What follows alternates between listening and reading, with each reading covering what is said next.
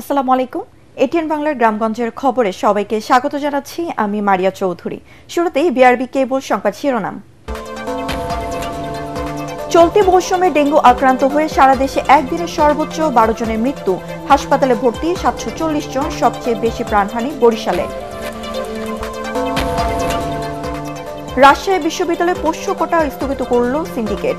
প্রভিসিকে লাঞ্ছিত ঘটনা তদন্তের ৫ সদস্যের কমিটি। রাকসুর ভোট নিয়ে শঙ্কা নেই।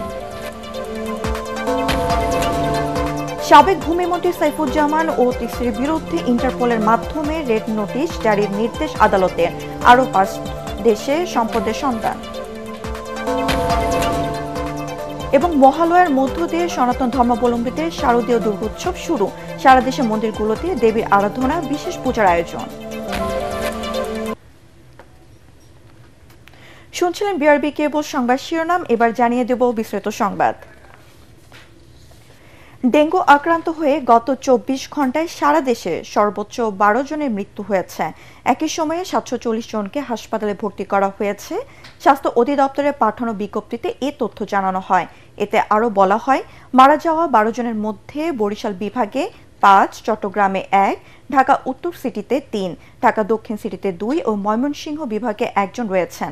এছাড়াও একদিনে ডেঙ্গু আক্রান্ত হয়ে হাসপাতালে ভর্তি হয়েছে বরিশাল বিভাগের ১৬৫ জন, চট্টগ্রাম বিভাগে ৭৭, ঢাকা বিভাগে ১৪৭, ঢাকা উত্তর সিটিতে ১২২, দক্ষিণ সিটিতে ১১৫, খুলনায় ৫২, ময়মনসিংহে ২২, রাজশাহীতে ২৮, রংপুরে ৩ জন ও সিলেট বিভাগে ৯ জন রয়েছেন।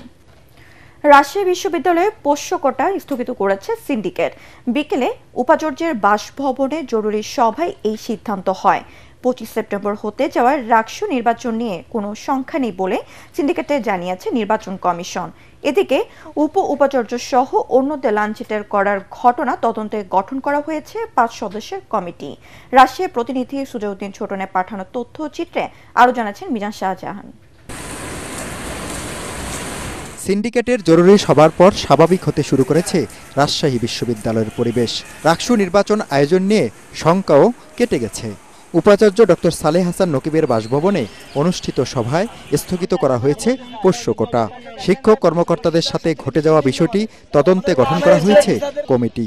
যদিও সিন্ডিকেট সভার সুপারিশ বিচার বিভাগীয় তদন্ত কমিটি গঠনের। গতকাল ভাইস চ্যান্সেলর মহোদয় ঠিক যে ঘোষণাটা যেভাবে দিয়েছিলেন যে এটা যেভাবে স্থগিত আছে, ঠিক সেই সিদ্ধান্তটাই এ পর্যন্ত বহাল আছে এবং সিন্ডিকেটকে জানানো হয়েছে। সিন্ডিকেট সেটাকে যেভাবে শুনেছেন তাতে সিন্ডিকেট অন্য কোনো মতামত দেননি। ভাইস চ্যান্সেলরের যে ঘোষণা সেটাই বহাল আছে। এদিকে রাজশাহী বিশ্ববিদ্যালয়ের উপ উপাচার্য সহ শিক্ষক কর্মকর্তা কর্মচারীদের উপর হামলার প্রতিবাদ ও কোটা বহালের দাবিতে দিনব্যাপী শাটডাউন কর্মসূচি পালন করা হয়। তিনি যখন আশ্রয় নেওয়ার জন্য সিঁড়ি বেয়ে উপরে উঠতে যায়, তখনও কিছু ছাত্র আমরা দেখেছি তারা তাকে হাত ধরে টেনে সিঁড়িতে বসিয়ে দেন। ছাত্ররা শিক্ষকের গায়ে হাত তুলে দিচ্ছে, কিছুই হচ্ছে না। তো এরকম যদি চলতে থাকে এর আরো ভয়াবহ পরিণতি হবে। আমরা সুবিচার চাই। আমাদের সুবিচার মন মতো যদি না হয় আমরা পুনরায় কর্মসূচিতে ফিরে যাব। শাটডাউনের কারণে বিশ্ববিদ্যালয় অফিস ও ক্লাস পরীক্ষা বন্ধ ছিল। রাকসু নির্বাচনের প্রার্থীদের প্রচারণায়ও দেখা যায়নি। রাকসু হবে কিনা এই বিষয়ে আমরা আসলে সন্দিহান। যাদের হচ্ছে কোনো টিউটোরিয়াল বা পরীক্ষা আছে, আমরা এখন কনফিউজড যে পূজার আগে আমরা বাসায় যাইতে পারবো কিনা। রাকসু নির্বাচনটাকে বানচাল করার জন্য যে কোনো ভাবে আসলে এই পরিস্থিতিটা সৃষ্টি করা হয়েছে। রাকসু হবে কিনা এটা নিয়ে একটু হচ্ছে দ্বিধা আছে। ৩৫ বছর প্রতীক্ষার পর ২৫ সেপ্টেম্বর অনুষ্ঠিত হবে রাকসু নির্বাচন। এরই মধ্যে নির্বাচনকে কেন্দ্র করে উৎসব মুখর হয়ে উঠেছে উত্তরবঙ্গের সর্বোচ্চ বিদ্যাপীঠ রাজশাহী বিশ্ববিদ্যালয়। Bureau report, ATN Bangla. এবার কম্বোডিয়া, ভিয়েতনাম, থাইল্যান্ড, মালয়েশিয়া ও ভারতে সাবেক ভূমিমন্ত্রী সাইফুজ্জামান চৌধুরীর নামে বেনামে অবৈধ সম্পদের তথ্য পেয়েছে দুর্নীতি দমন কমিশন। রাতভর অভিযান চালিয়ে তার স্ত্রী রুকমিলা জামানের গাড়ি চালক ইলিয়াসের প্রতিবেশী উসমানের বাড়ি থেকে উদ্ধার হওয়া ২৩ বস্তা নথি থেকে এইসব তথ্য পাওয়া গেছে। এদিকে দুদকের করা আবেদনের পরিপ্রেক্ষিতে সাইফুজ্জামান ও তার স্ত্রীর বিরুদ্ধে ইন্টারপোলের মাধ্যমে রেড নোটিশ জারির আদেশ দিয়েছে আদালত। চট্টগ্রাম থেকে আরও জানাচ্ছেন সৈয়দ তামিম মাহমুদ। সাবেক ভূমিমন্ত্রী সাইফুজ্জামান চৌধুরীর মালিকানাধীন আরামিড গ্রুপের এক কর্মচারীকে মালিক সাজিয়ে নাম সর্বস্ব কাগজের প্রতিষ্ঠান ভিশন ট্রেডিংয়ের নামে 25 কোটি টাকা ঋণ অনুমোদন করে ইউসিবিএল ব্যাংক চট্টগ্রামের পোর্ট শাখা। পরে সেই টাকা আরামিড গ্রুপের অপর কর্মচারীদের নামে সৃষ্ট alpha trading, classic trading, model trading ও ইম্পেরিয়াল ট্রেডিং নামে আলাদা 4টি প্রতিষ্ঠানের ব্যাংক হিসেবে স্থানান্তর করে পাচার করা হয়। এই অভিযোগে বুধবার রাতে চট্টগ্রাম নগরীর আগ্রাবাদ থেকে সাবেক ভূমিমন্ত্রী সাইফুজ্জামান চৌধুরী জাবেদের অর্থ পাচারের সহযোগী আব্দুল আজিজ ও আরামিড গ্রুপের এজিএম উৎপল পালকে গ্রেফতার করা হয়। এ সময় তাদের কাছে পাওয়া নথিতে সিঙ্গাপুর, সংযুক্ত আরব আমিরাত, যুক্তরাজ্য ও যুক্তরাষ্ট্রে সম্পদের তথ্য পায় দুদক। পরে আদালতের আদেশে তাদের রিমান্ডে জিজ্ঞাসাবাদ করা হলে আরও 23 বস্তা নথির সন্ধান পায় তারা। ভোররাতে জাবেদের পারিবারিক গাড়ি চালকের বাড়িতে অভিযান চালিয়ে সেসব নথি জব্দ করে দুদক। 23 বস্তা বিভিন্ন আলামত পেয়েছি এই মামলা, যেগুলোর মধ্যে আমরা দেখলাম প্রাথমিকভাবে যে ওনার যে বিভিন্ন যে আরামিড গ্রুপের যে দলিল দস্তাবেজ আছে, তারপর ওনার যে সম্পত্তিগুলো আছে, এই সংক্রান্ত ডকুমেন্টগুলো এখানে আছে।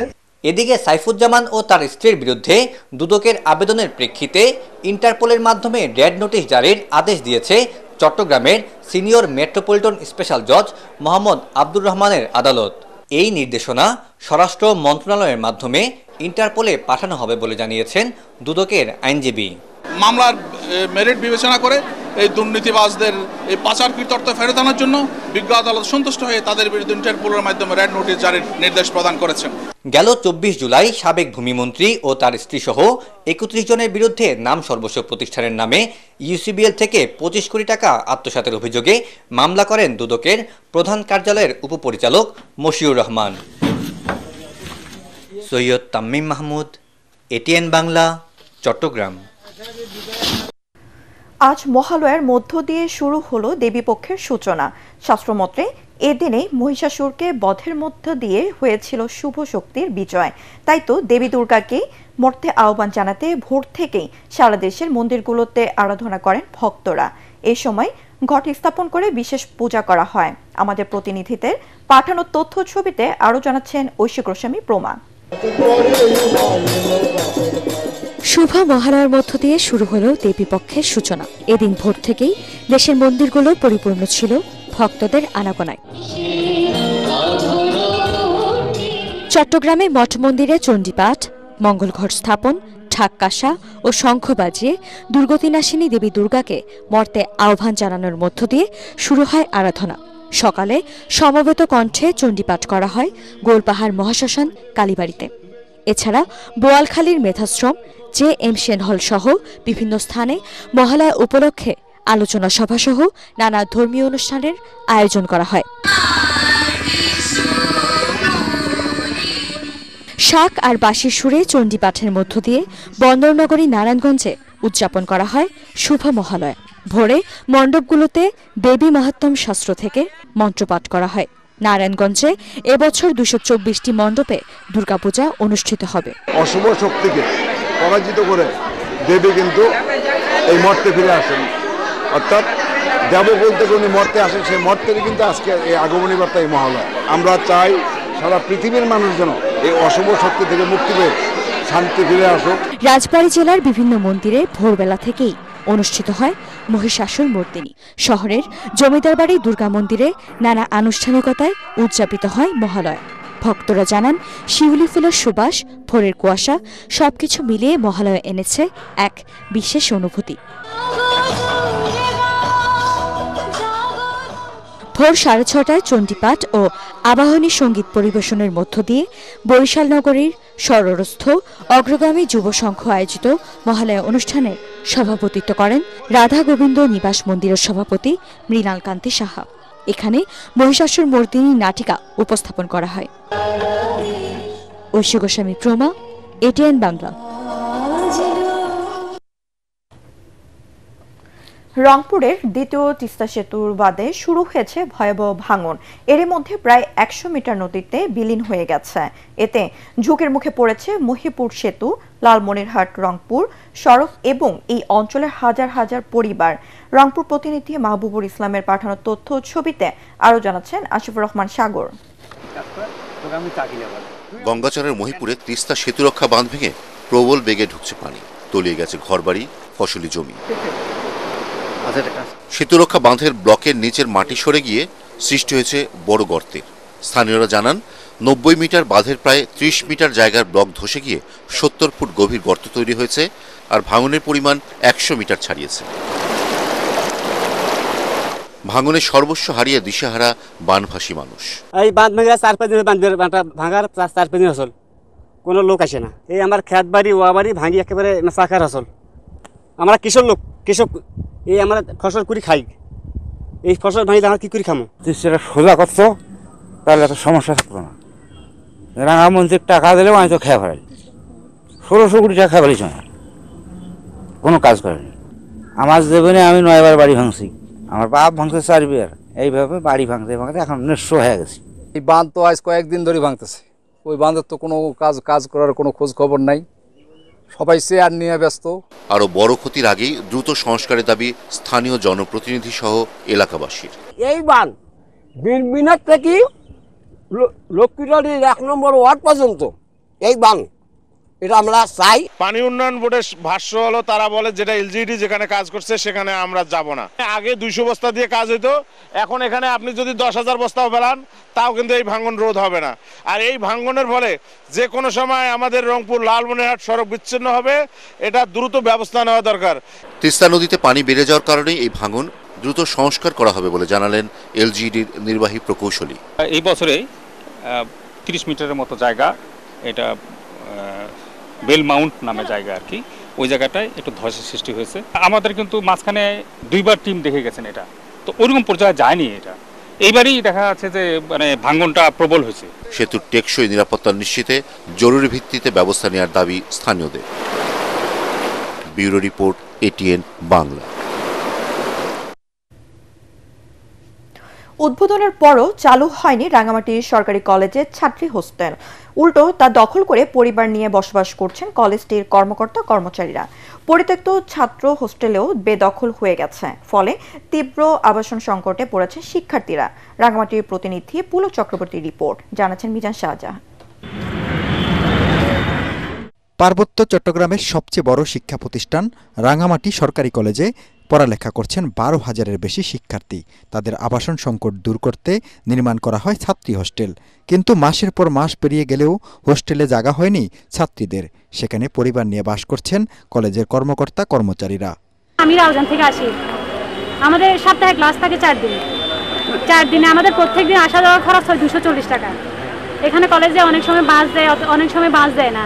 অনেক দিন ধরে আমাদের হোস্টেলটা চালু হচ্ছে না, আমরা অনেক দূর দূরান্ত থেকে আসতেছি, আমাদের যাতায়াতের অনেকের কষ্ট হচ্ছে। তো এটা যদি চালু করি অনেক গরিব দুঃখীদের মেয়েরা মানে পড়ালেখা করতে সুবিধা হবে। একই পরিস্থিতি ছাত্র হোস্টেলেরও। পরিত্যক্ত ঘোষণা করা হলেও দীর্ঘদিন ধরে ভবনটি দখল করে রেখেছে কলেজের কিছু কর্মকর্তা কর্মচারী।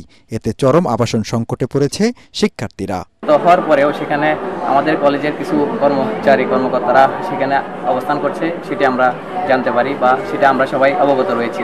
আমরা এগুলো কলেজ প্রশাসনকে জানিয়েছিলাম, তারা ব্যবস্থা নেবে বলছে, কিন্তু এখনো কোনো ধরনের ব্যবস্থার আমরা লক্ষণ দেখতে পাইনি। আবাসন সংকট কাটাতে দ্রুতই উদ্যোগ নেওয়া হবে বলে জানালেন কলেজের অধ্যক্ষ।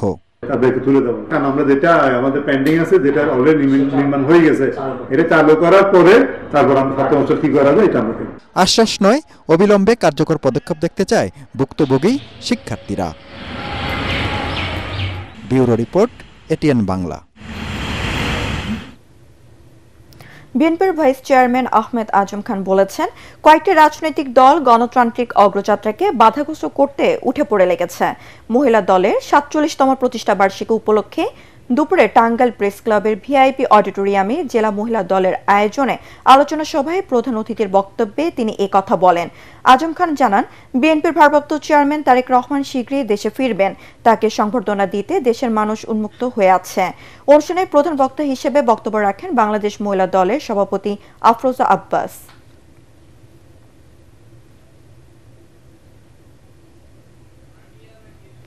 আসন্ন জাতীয় সংসদ নির্বাচনকে সামনে রেখে নড়াইল 1 আসনে মোটর শোভাযাত্রা ও সমাবেশ করেছে ইসলামী আন্দোলন বাংলাদেশ। পেরলি বাজার থেকে শুরু হয়ে সিংহাসলপুর, গোবরা, মির্জাপুর, চাকুই, মধুরগাতি হয়ে উপজেলার বিভিন্ন গুরুত্বপূর্ণ এলাকা ঘুরে শোভাযাত্রাটি শেষ হয়ে যায় 5 গ্রামে গিয়ে। সেখানে সমাবেশ ও পথসভা করেন তারা। শোভাযাত্রার নেতৃত্ব দেন নড়াইল 1 আসনে ইসলামী আন্দোলনের মনোনীত সংসদ সদস্য পদপ্রার্থী মাওলানা আব্দুল আজিজ, ইসলামী আন্দোলন বাংলাদেশ নড়াইল জেলা শাখার সভাপতি মাওলানা খায়রুজ্জামান, জেলা জয়েন্ট সেক্রেটারি মোহাম্মদ হেলাল উদ্দিন মণ্ডল, জেলা সাংগঠনিক সম্পাদক মাওলানা কাজী নুরুন্নবী, ইসলামী যুব আন্দোলনের জেলা সভাপতি মুফতি ওমর ফারুক সহ বিভিন্ন স্তরের নেতারা অংশ নেন। নার্সিং পড়তে আসা অসচ্ছল পরিবারের মেধাবী শিক্ষার্থীদের শিক্ষা ব্যয় কমানোর লক্ষ্যে প্রথমবারের মতো আদ্দিন ফাউন্ডেশনের উদ্যোগে শিক্ষাবৃত্তি চালু করেছে যশোর আদ্দিন নার্সিং ইনস্টিটিউট। এটি ভবিষ্যতে অব্যাহত থাকবে বলে জানান প্রতিষ্ঠানটির অ্যাসোসিয়েটেড ডিরেক্টর নাজমুন নাহার। বৃত্তি পেয়ে খুশি শিক্ষার্থীরা। যশোর থেকে তামান্না ফারজানা পাঠানো রিপোর্ট, জানাচ্ছেন আশিকুর রহমান। যশোরে 2006-07 শিক্ষাবর্ষে আদ্দিন নার্সিং ইনস্টিটিউটের যাত্রা শুরু হয়। তখন থেকেই দরিদ্র মেধাবীদের সম্পূর্ণ বিনামূল্যে পাঠদান করা হয়। 5% অসচ্ছল ও মেধাবী ছাত্রীকে বিনা খরচে পড়ার সুযোগ দেওয়ার সরকারি নির্দেশনা রয়েছে। তবে যশোর আদ্দিন নার্সিং ইনস্টিটিউট মেধা ও যোগ্যতার ভিত্তিতে প্রায় দ্বিগুণ শিক্ষার্থীকে বিনা খরচে পড়ার সুযোগ করে দিচ্ছে। এর পাশাপাশি অসচ্ছল মেধাবীদের পড়ার সুযোগ করে দিতে এবছর থেকে শিক্ষাবৃত্তি চালু করেছে প্রতিষ্ঠানটি। এখানে আমাদের ক্লাস বাদেও আমাদের ল্যাব ক্লাসের মাধ্যমে হাতে ধরে আমাদের কাজগুলো শিখাই দেওয়া হয়। আমার পড়াশোনাকে এগিয়ে নিয়ে যাওয়ার জন্য আদ্দিন কর্তৃপক্ষ শিক্ষাবৃত্তি প্রদান করেছে।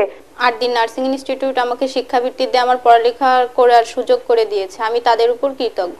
দরিদ্র অসচ্ছল শিক্ষার্থীদের পরিবারের আর্থিক অবস্থা যাচাই বাছাইয়ের মাধ্যমে তাদেরকে এই বৃত্তির আওতায় আনা হয়েছে বলে জানান আদ্দিন নার্সিং ইনস্টিটিউটের অধ্যক্ষ। সকলগুলো যাচাই বাছাই করে যারা সত্যিকারের দারিদ্র তাদেরকে আমরা আলহামদুলিল্লাহ দেওয়ার মতো ব্যবস্থা করছি। 4 দশকের বেশি সময় ধরে আদ্দিন ফাউন্ডেশন সমাজের অসহায় এবং সুবিধা বঞ্চিত মানুষের সেবায় কাজ করে যাচ্ছে। তারই ধারাবাহিকতায় এই উদ্যোগ বলে জানালেন প্রতিষ্ঠানটির অ্যাসোসিয়েট ডিরেক্টর নাজমুন নাহার। দরিদ্র পরিবার থেকে মেধাবী শিক্ষার্থীদেরকে বাছাই করে এনে আমরা তাদের শিক্ষাবৃত্তি প্রদান করেছি। প্রথম ও দ্বিতীয় বর্ষের মোট 6 জন শিক্ষার্থীকে এই শিক্ষাবৃত্তি দেয়া হয়েছে। এবছর আদ্দিন ফাউন্ডেশন মোট 6 লাখ টাকার শিক্ষাবৃত্তি দিয়েছে। বর্তমানে প্রতিষ্ঠানটিতে 160 জন শিক্ষার্থী লেখাপড়া করছে। Bureau report, ATN Bangla. ফরিদপুরে অনুষ্ঠিত হলো গ্রামীণ বাংলার ঐতিহ্যবাহী লাঠি খেলা। সদর উপজেলার চাঁদপুর ইউনিয়নের মিলবাজার এলাকায় এই খেলা অনুষ্ঠিত হয়। এতে প্রধান অতিথি হিসেবে উপস্থিত ছিলেন জাতীয়তাবাদী মহিলা দলের কেন্দ্রীয় কমিটির যুগ্ম সম্পাদক চৌধুরী নায়েব ইউসুফ। লাঠি খেলা দেখতে দূর দূরান্ত থেকে ছুটে আসে বিভিন্ন বয়সী হাজারো মানুষ। দীর্ঘদিন পর গ্রাম বাংলার হারিয়ে যাওয়া ঐতিহ্য লাঠি খেলায় কয়েকটি দল অংশ নেয়।